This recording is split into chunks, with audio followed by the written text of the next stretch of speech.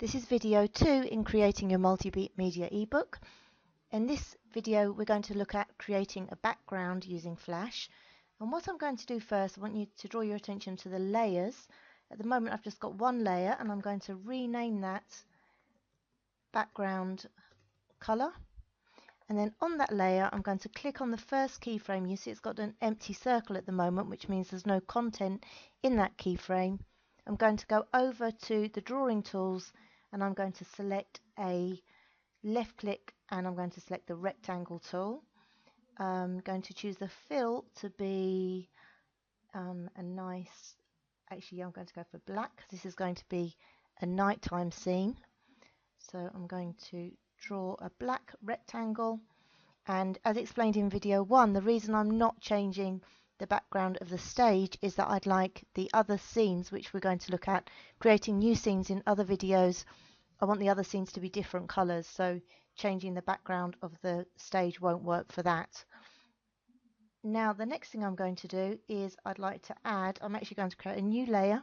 Each time you draw a new object in Flash is good practice to create a new layer, and I'm going to call this lightning. This is going to be lightning. I'm actually going to lock the layer that I'm not working on, which is also good practice. I've locked the background layer and I've got a lightning layer again with nothing in it, empty circle. So I'm going to move on now. I'm going to use the Deco tool. This is an amazing tool for drawing in Flash. It allows you to create lots of different objects with no skill required. So for example, in this example I'm going to show you how to create lightning. Clicking on the lightning brush, you'll notice I've got different options like the color of the lightning. I think I'm going to make it like a creamy color.